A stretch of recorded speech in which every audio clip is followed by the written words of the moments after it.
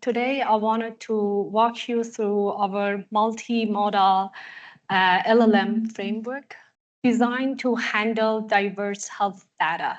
So these days, we collect a lot of health data, from electronic health records to wearables to diet logs to sleep trackers. But the majority of this data remain underutilized for predictive modeling. These data sources have different formats, different frequency, resolution, which makes integration challenging and often avoided. And because of this, models are usually trained on single modality data, missing the interaction between the modalities. And even when we combine the data, it's often through late fusion techniques, which limits the model's ability in learning richer cross-modal patterns.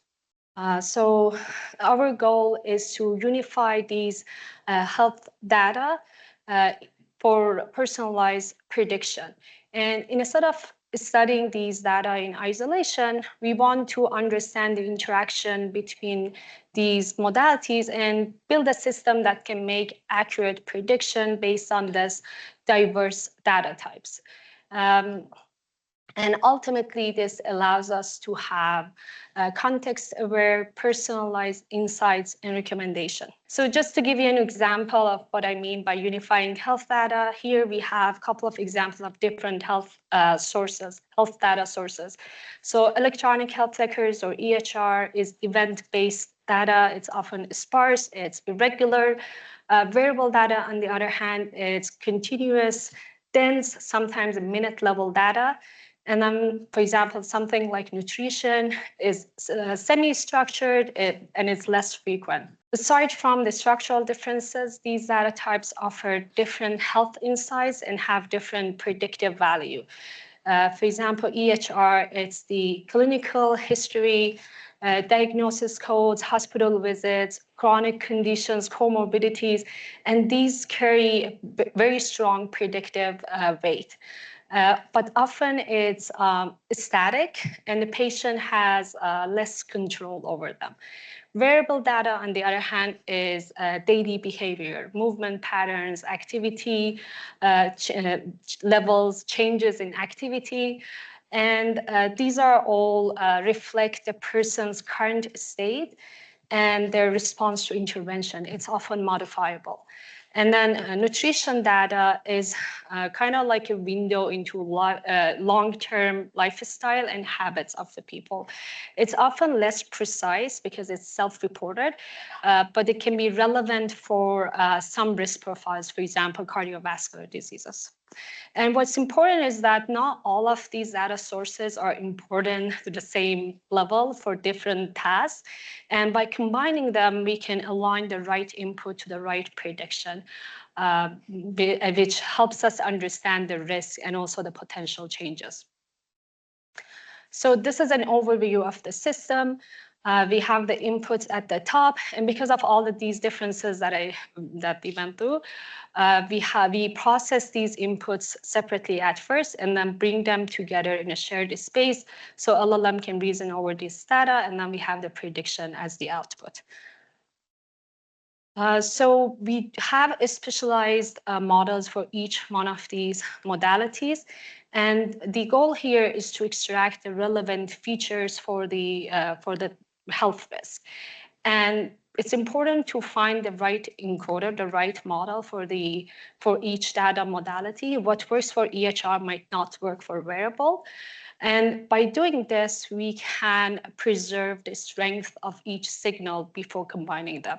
So for EHR, we're using a transformer-based encoder. It's based on MedBird. It's pre-trained using two tasks, predicting the mask diagnosis codes and also lengths of hospital stay. And this allows the model to learn the temporal pattern of clinical sequences, clinical event sequences, and the output is a compact embedding of the person's medical history. For variables, we're using a sequence of 1D CNN layers, and we train this in a supervised manner to predict mortality, and then we use the layers before the classifier as the encoder, and this allows the model to learn the temporal pattern of physical activity like consistency, variability, and things like that, and their relevance to the target, and the output is a compact embedding of the person's physical behavior. So once we have these data sources encoded in their embedding space, we bring them together in a very simple but effective way. We have these placeholder tokens in LLM prompt.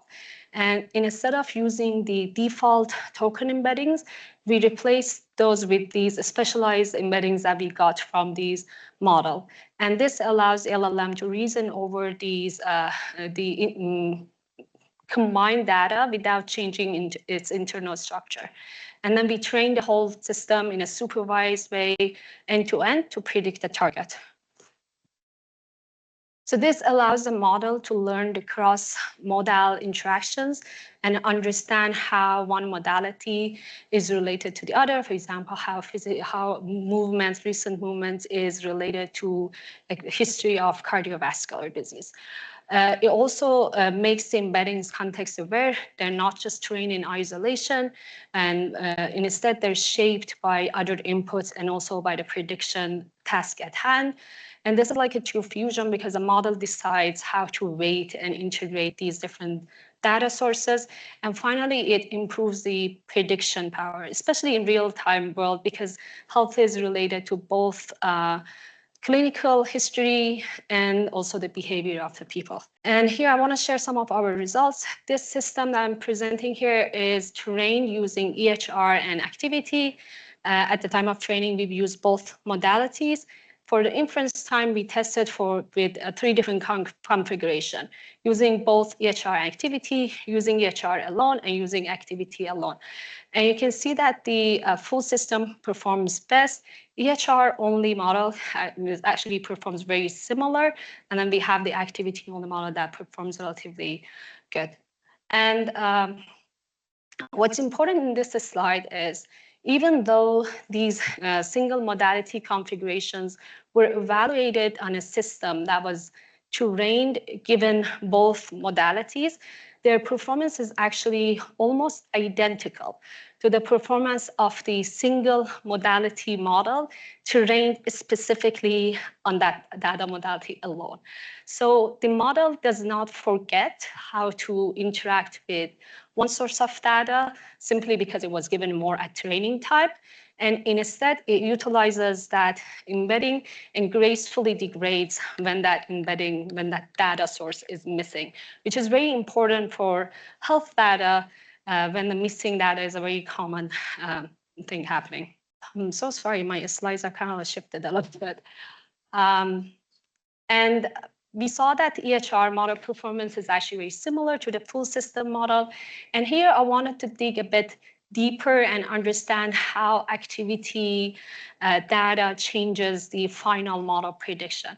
And to do that, I've looked at the change of the model prediction when we add the activity data and how that's aligned with the activity model prediction. And we saw a very strong correlation, which shows the activity model is not just adding noise. And even though the AURC remains similar, it refines the personalized prediction in a behavior-driven and complementary way. And as I said, we trained the whole system end-to-end. We do this because we want the model to learn the interaction between modalities and also interaction between the modality and the target. And we test this by freezing the encoders and just training the LLM. And the OURC dropped with 3% in that case. But this drop is relatively small. But please keep in mind that our encoders were also very well trained to predict the target. And I expect this to be a bit higher with the less mature encoders. And the system is modular by design. We can add different modalities. We can test different combinations. That said, as we scale, we might need to have different ratings or have auxiliary losses to make sure that the learning is always balanced and the fusion is effective. And just to overview of what we went through, health data is multimodal by nature, and integrating these data sources allows us to have better personalized prediction. We've used a combination of modality-specific encoders and LLM framework to integrate these data sources. And the model was trained end-to-end to understand interaction between modalities and the target. And we saw that the model is robust. Even when we remove the modality, the performance remains strong. And finally, that the model is extensible, so we can add different modalities. And this is a step towards having contextual, flexible risk predictions that can adapt to the messy and multimodal reality of health data.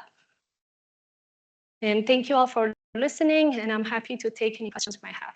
So because we've also used with these, we've used different data sources by themselves, like for different projects and whatever. I think it kind of like comes from experience of like what you think works best for that type of data. For EHR, we've worked with MedBird before, and it's just like allowing them, because of the pre-training tasks also, this is like one of them is mass diagnosis codes, but the other one is the hospital stay. It kind of forces the model to learn the features like that are important for like general health, and we kind of think that that was like a good encoder choice for this test. But it's kind of like, yeah, just like knowing the data, like the limitation. For example, like the time series, it was like 1D CNN, so it depends on the data modality. Are there any considerations for choosing different variants of the bird family? Yeah, I think as long as I've worked with different bird-based models, and I think as long as you can pick different models, it's not just MedBird, it can be any suitable. And that's why I kind of like kept it a little bit like vague there, that you just need to pick the right encoder.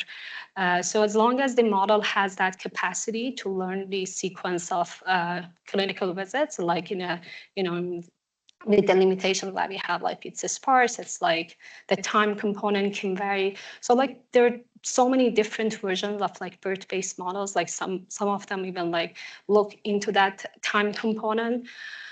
So yeah, I think as long as the model is can appropriately like model this, it should be suitable like as an encoder. Thank you. Yeah.